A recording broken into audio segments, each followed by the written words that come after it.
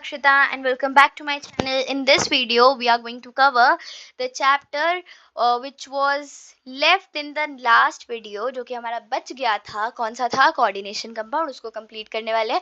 Last video में हमने उसका IUPAC नेमिंग तक कंप्लीट कर लिया था. इस वीडियो में हम अपना बचा हुआ part which is your isomerism उसको फटाफट से कंप्लीट करने वाले हैं. ठीक है, तो आइए बिल्कुल बेसिक से स्टार्ट करते हैं और इसको ज़्यादा लंबा नहीं खींचेंगे. कोशिश करेंगे 15 से 20 मिनट्स में अच्छे से इसको डिटेल में पढ़ के ख़त्म करें. ठीक है, आ जाइए फिर आइसोमेरिज्म पर. सबसे पहले इस आइसोमेरिज्म के कॉन्सेप्ट को समझते हैं. अच्छा, आइसोमेरिज्म होता क्या है? देखो, आपके पास आइसोमेरिज्म में बेसिकली क्या होता है, आपके दो आइसोमर या दो से ज़्यादा भी हो सकते हैं. होगा क्या, आपके पास कुछ ऐसे कंपाउंड्स होंगे जिनका मॉलिक्यूलर फॉर्मूला तो सेम होगा, लेकिन उनकी स्पेस में स्पेशल अरेंजमेंट जो होगी वो डिफरेंट होगी. ठीक है, अब वो कैसे भी डिफरेंट हो सकती है वो हम पढ़ेंगे अभी टाइप्स ऑफ आइसोमेरिज्म में. ठीक है, अब क्या होता है कि जो अरेंजमेंट किसकी लीगेंड जो है वो किस तरह से हो, वो अलग अलग तरह से एक सेंट्रल मेटल एटम के आसपास अरेंज्ड होते हैं. उसको हम बोलते हैं आइसोमेरिज्म. ठीक है, मतलब मेन चेंज कौन ला रहा है? आपके लीगेंड्स ला रहे हैं. सिर्फ अगर उन्होंने अपनी अरेंजमेंट भी बदल ली around the central metal atom तो आपका क्या हो जाएगा, वो आइसोमर बन जाएंगे. एंड दो या दो से ज्यादा भी आइसोमर हो सकते हैं. एंड ऐसा भी हो सकता है कि उनकी प्रॉपर्टीज फिजिकल और केमिकल प्रॉपर्टीज सेम हो, एंड ऐसा भी हो सकता है कि डिफरेंट हो. मोस्ट ऑफ द केसेस में डिफरेंट रहती हैं. अब बात करते हैं कोऑर्डिनेशन कंपाउंड जो कि होते हैं जैसे कि कुछ ऑर्गेनिक कंपाउंड्स. इनमें क्या होता है कि जो आइसोमेरिज्म है वो बहुत ही कम डिफरेंसेस के साथ होता है. वहीं मैं बात करूं कुछ कोऑर्डिनेशन कॉम्प्लेक्सेस जैसे कि स्क्वायर, प्लेनर, ऑक्टाहेड्रल, टेट्राहेड्रल. क्या है ये अलग अलग शेप्स हैं. किसकी? कोऑर्डिनेशन कंपाउंड की. अगर आपके पास चार लीगेंड है तो उसकी शेप फोर भी शेप भी बोल सकते हैं, आप ज्योमेट्री भी बोल सकते हैं. तो उसकी ज्योमेट्री या शेप टेट्राहेड्रल भी हो सकती है एंड स्क्वायर प्लेनर भी हो सकती है. एंड अगर ए सिक्स है तो आपके पास क्या होगी? ऑक्टाहेड्रल होगी. ओके जी, अब आ जाइए. The study of isomerism plays a vital role. हाँ, अब हम फिर आइसोमेरिज्म पढ़ते क्यों है, इसके पीछे का लॉजिक क्या है पढ़ने का? देखो, हमें क्या होता है जैसे कि आप अगर कोई भी कंपाउंड बना रहे हो, है ना, और आपको जैसे सपोज आप किसी भी डिजीज को ट्रीट करने के लिए एक पर्टिकुलर मेडिसिन को बना रहे हो. ठीक है, अब उसमें आप काफी सारी अलग अलग तरह की चीजें डालोगे, अलग अलग तरह के कंपाउंड डालोगे. अब अगर आपको आइसोमेरिज्म का कॉन्सेप्ट नहीं पता, ठीक है, आपने देखा एक कंपाउंड है, आपको जो कंपाउंड चाहिए था, yes it is the same as it is, और उसका मॉलिक्यूलर फॉर्मूला भी सेम है, पर आप एक जगह पर चूक गए. आपने ये नहीं नोटिस किया कि उन दोनों का जो स्ट्रक्चर है कंपाउंड का दैट इज डिफरेंट. एंड उसकी वजह से क्या हुआ? उसकी वजह से उसके जो इफेक्ट्स हैं उस कंपाउंड के वो एडवर्स हो गए. फॉर एग्जाम्पल, हमारे पास अभी आप आगे जाके पढ़ेंगे, हमारे पास दो आइसोमर्स आते हैं सिस एंड ट्रांस. ठीक है, देखने में बहुत ही माइनर सा डिफरेंस होता है, लेकिन हमारा एक कंपाउंड है सिस्प्लेटिन जो कि एक थेराप्यूटिक रोल प्ले करता है कैंसर में. ठीक है, उसको ट्रीट करता है.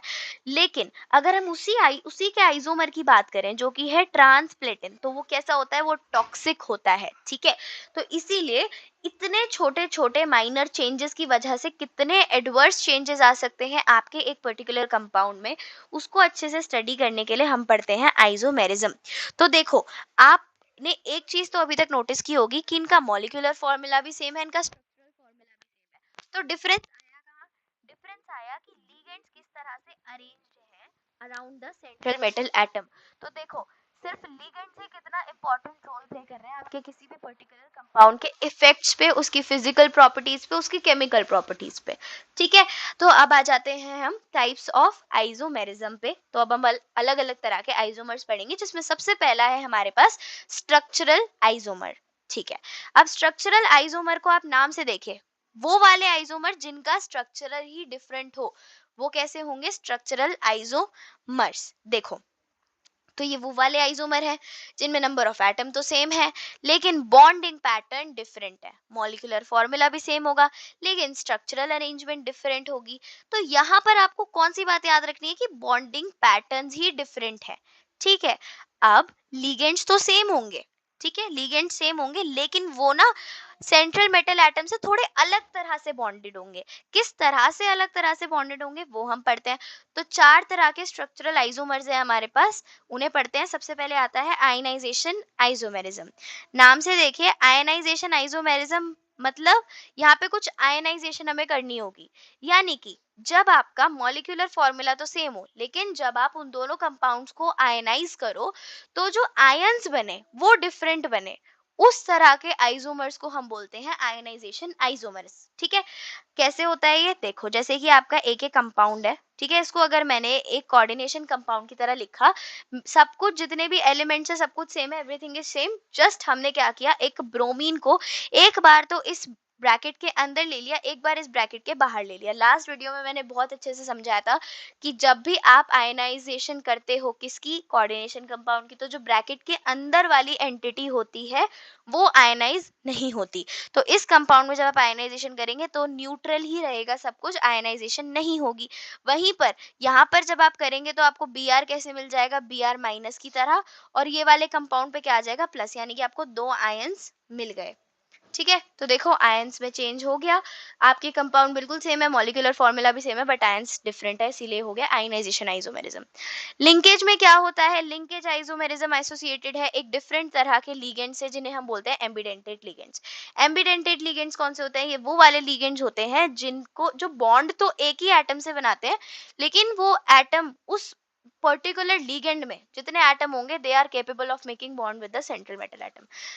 जैसे कि मैं बात करती हूँ नाइट्रोजन की, तो ये नाइट्रोजन से भी बॉन्ड बना सकता है, ये ऑक्सीजन से भी बॉन्ड बना सकता है। अगर ये नाइट्रोजन से बॉन्ड बना रहा है तो इसको मैं क्या बोलूंगी, इसको मैं बोल दूंगी नाइट्रीटो एन। ठीक है, और अगर ये ऑक्सीजन से बॉन्ड बनाएगा, किस तरह से ऑक्सीजन से बॉन्ड बनाएगा, ये इस तरह से बनाएगा, तो मैं इसको बोल दूंगी नाइट्रीटो ओ।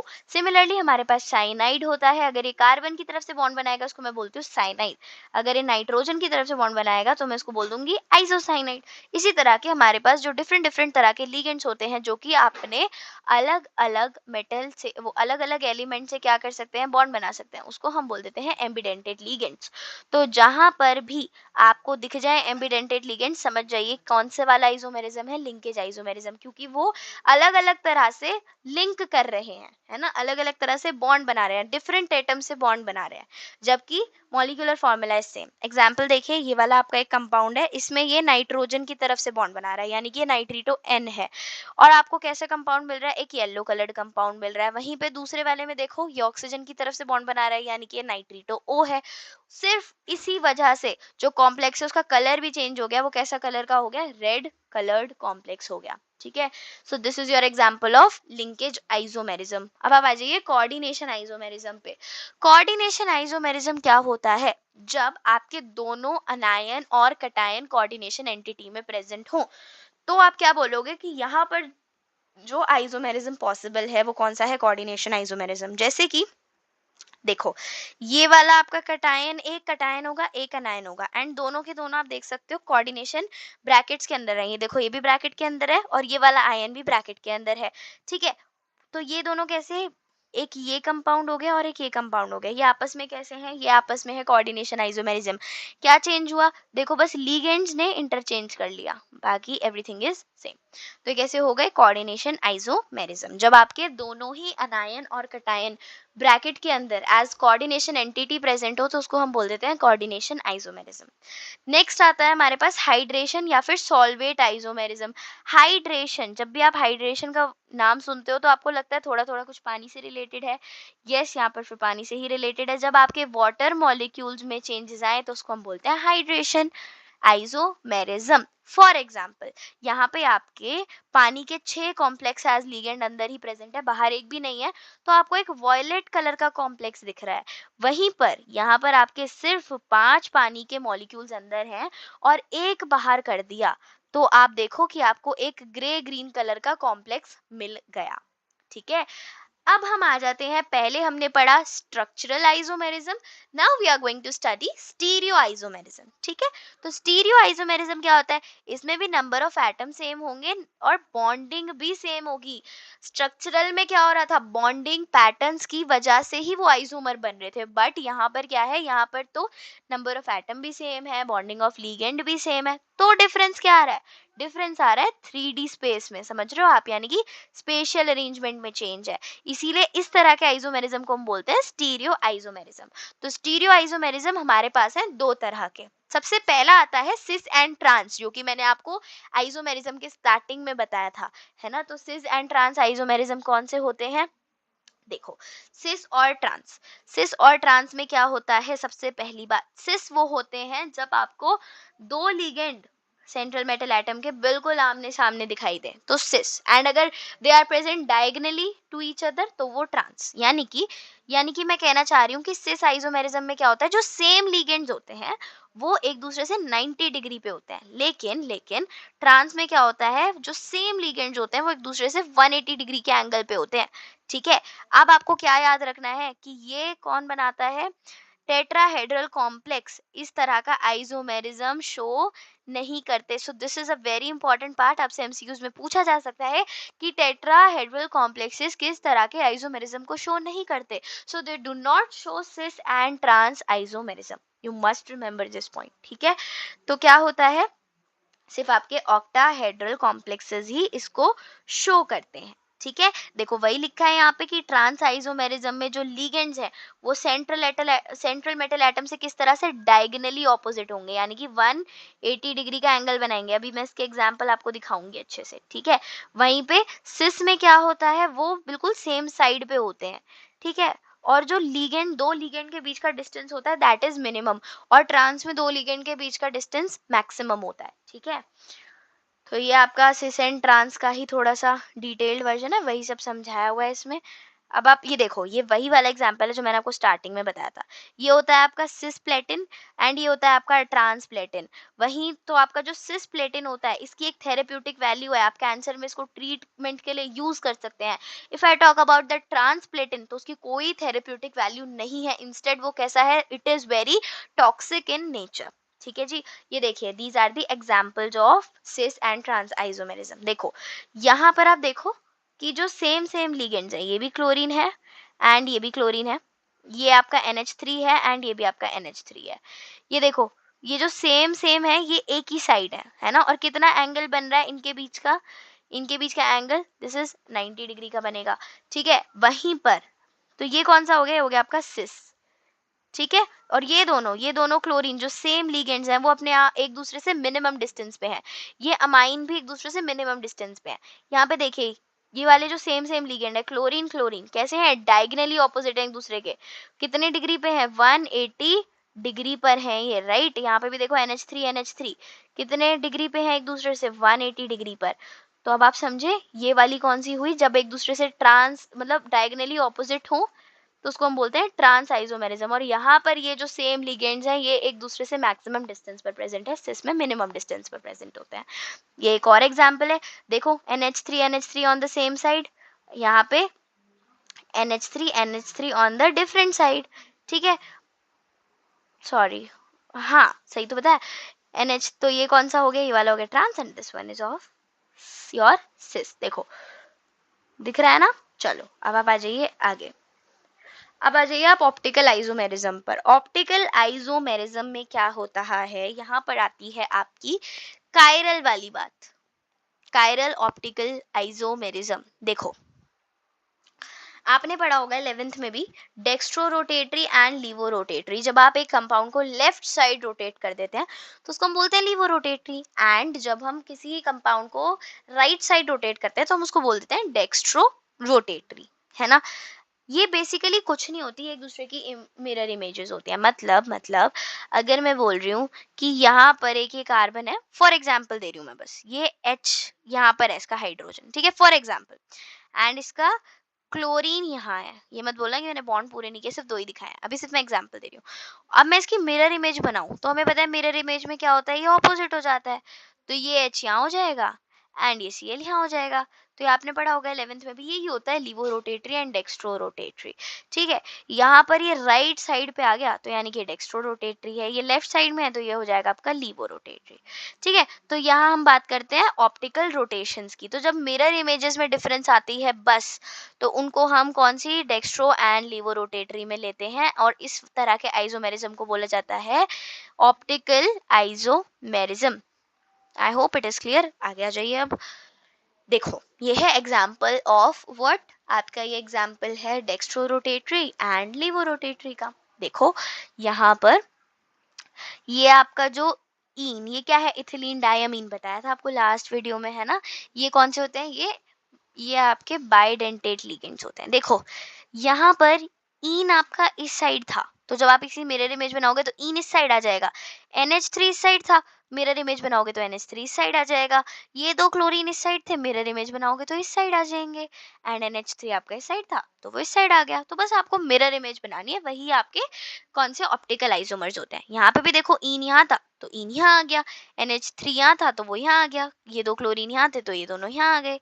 समझ गए, सिंपल है बहुत। यहाँ पे देखो तीनों ईन थे, बट ये वाला ईन इस साइड था तो आपने ये वाला ईन इस साइड कर दिया, ये वाला ईन इस साइड था तो आपने इस साइड कर दिया, ये वाला इस साइड था तो इस साइड कर दिया। So it is very easy. Isomerism का कॉन्सेप्ट बहुत इजी है, एक बार बस अच्छे से समझने की बात है। अब हम आ जाते हैं अपने कंक्लूजन पर कि ये जो हमने पढ़ा इसका कंक्लूजन क्या है, हम इससे सीखते क्या है ना। तो coordination compound consist of anions और neutral molecules link together by covalent bond. तो कोऑर्डिनेशन कंपाउंड में क्या होते हैं, अनायंस या फिर न्यूट्रल मॉलिक्यूल्स जो कि कोवेलेंट बॉन्ड से कैसे होते हैं, एक दूसरे से लिंक्ड होते हैं, राइट। कोऑर्डिनेशन कंपाउंड और कोऑर्डिनेशन कॉम्प्लेक्सेस दोनों वो टर्म्स हैं जो कि हम एक सेम चीज, यानी कि चाहे आप कोऑर्डिनेशन कॉम्प्लेक्स बोलो चाहे आप कोऑर्डिनेशन कंपाउंड बोलो, बात तो एक ही है, ठीक है।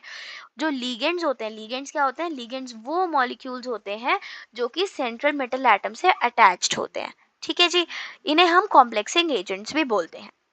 अब जो आपका डेवलपमेंट है कोऑर्डिनेशन केमिस्ट्री का, उसकी अंदर आपको किस चीज की जरूरत पड़ी, आपको जरूरत पड़ी कोऑर्डिनेशन मॉलिक्यूल्स की, ऐसे कोऑर्डिनेशन मॉलिक्यूल्स की जिनकी क्या, जिनका मॉलिक्यूलर फॉर्मूला तो सेम हो, जिनका मॉलिक्यूलर फॉर्मूला तो सेम हो, लेकिन लेकिन उनके लिगेंड्स की अरेंजमेंट डिफरेंट हो।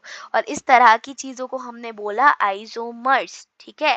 और हमने ये चीज भी नोटिस की कि सिर्फ अरेंजमेंट ऑफ लिगेंड्स को ही अगर हम सिर्फ चेंज करें तो भी कलर ऑफ कंपाउंड चेंज हो जाता है, उनकी प्रॉपर्टीज चेंज हो जाती हैं, है ना। तो जो डिफरेंट आइसोमर थे कोऑर्डिनेशन कंपाउंड के, वो अलग अलग कलर भी दिखा रहे थे, जैसा कि मैंने आपको विद एग्जांपल बताया भी, है ना। और ऐसा क्यों हुआ, ऐसा हुआ कि या तो जैसा कि स्ट्रक्चरल में हो रहा था कि या तो उनके बॉन्डिंग पैटर्न्स डिफरेंट थे, या फिर जैसा कि ऑप्टिकल वाले में हुआ स्टीरियो में, क्या कि उनकी रोटेशन या अरेंजमेंट ही डिफरेंट थी, ठीक है। जैसे कि सिस ट्रांस में अरेंजमेंट डिफरेंट थी एंड आपकी ऑप्टिकल में rotation, right. So that's all, आपका कोऑर्डिनेशन कंपाउंड हमने बहुत अच्छे से कंप्लीट कर लिया है। आई होप आपको अच्छे से एक एक पॉइंट समझ आया होगा। अगर नहीं आया हो तो आप मुझसे कमेंट में अपनी क्वेरीज पूछ सकते हैं, नोट्स चाहिए हो तो मेरे टेलीग्राम चैनल को ज्वाइन कर सकते हैं, जिसका लिंक आपको डिस्क्रिप्शन बॉक्स में मिल जाएगा। और भी कोई डाउट हो या फिर वीडियो अच्छी लगी हो तो मुझे कमेंट करके ज़रूर बताएं एंड मेरे चैनल को सब्सक्राइब करें, ऐसी ही और वीडियोस आती रहेंगी। I hope you liked it, so thanks for watching. That's all from my side. Thank you.